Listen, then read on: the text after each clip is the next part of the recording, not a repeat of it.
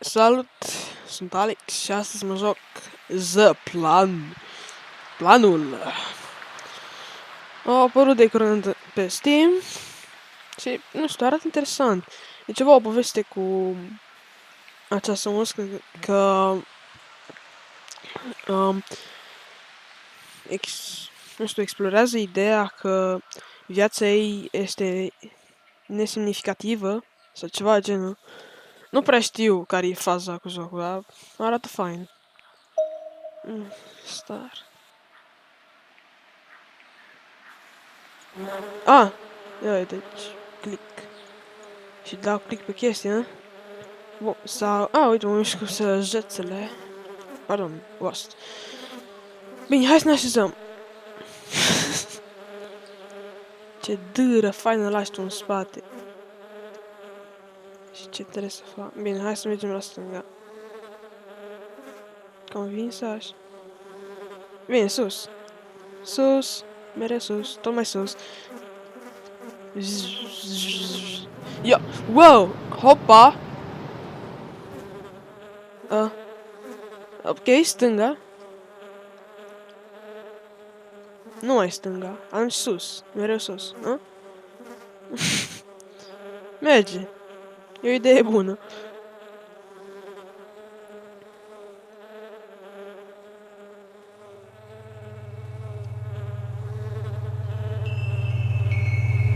Wow! Stai, vreau să mă așez pe... Ia. Ce naiba se aude? Știu, pe acolo e întuneric. Nu mergem la întuneric. E rău întunericul. Pentru că întuneric și este... Bine, mă. Deci... Mergem tot mai sus. M-am prins. Iată, devine din ce în ce mai mică. Cât avansează în sus. Practic și oamenii din spațiu nu-i vezi, sunt atât de mici, nesemnificativ. Pământul nu-l vezi din alte galaxie. Mă rog, dacă ai telescop fain. Dar în schema mică a lucrurilor, noi suntem foarte importanți. La fel și musca asta. Ecosisteme.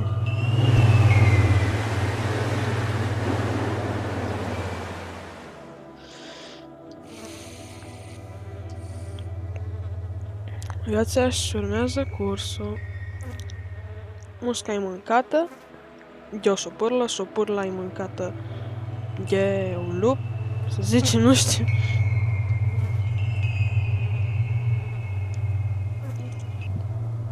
Lupul e omorât de urs.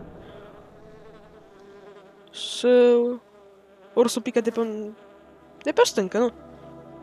Ursul pică de pe o stâncă. Și apoi vin gândăcei și miam-miam. Și apoi gândăcei sunt din nou mâncați de o șopârlă. Și văd că musca asta se face tot mai mică. Și iar nu știa vânt.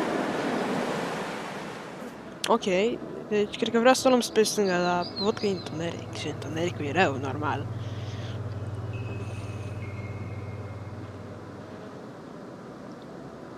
Ia! Ce asta? Ii, sunete! Cred că o să mă mănânce o șopârlă la sfârșit. Și apoi șopârla aia o să tot urce pe crânj, o să fie cât mai mică și apoi... Și apoi pică din copac. Stai, mă, nu! Lumină! Lumină, mă! Acolo e întuneric.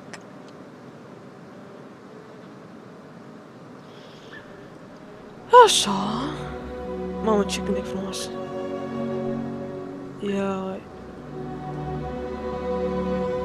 Da, și mesajul jocului e foarte puternic, să zic așa.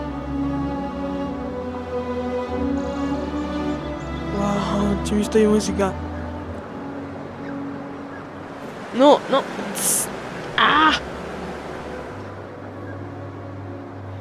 Și totuși... Mă, nu pot să mă mișc în dreapta. Cred că acum pot, nu?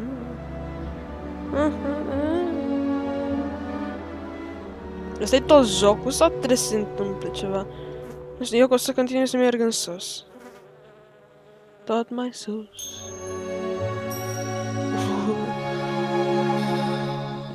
Trebuie să mă uit să văd cine a compus muzica.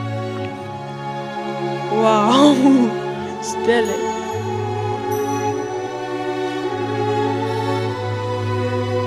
Wow! Ce frumos e jocul! Și muzica se potrivește foarte bine. Cât te uiți mai departe, cât te uiți de mai departe, cu atât muzica e mai mică. Viața ei e mai nesemnificativă. Dar mereu, la mic, viața ei va fi foarte semnificativă. Și va contribui la un sistem care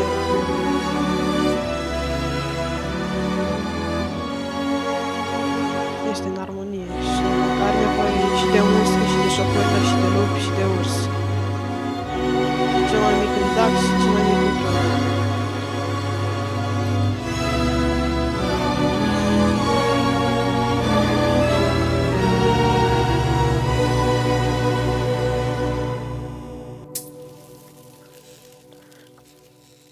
Și apoi moare musca. Desigur. Bine, deci trebuie să scriu ceva.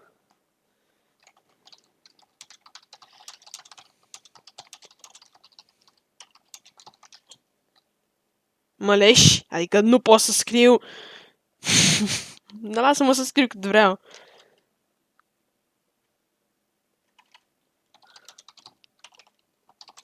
Ia, asta încape în orice creatură.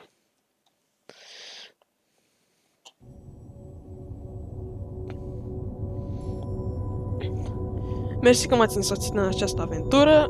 Mie mi s-a părut foarte tare jocul, deși e mic, dar mesajul e puternic. Cântecul e foarte fain. Și e foarte frumos. Ai văzut frunze, lumini, spațiu, stele, sensul vieții, chestii. Bine, mă. Hai, pa, ne vedem.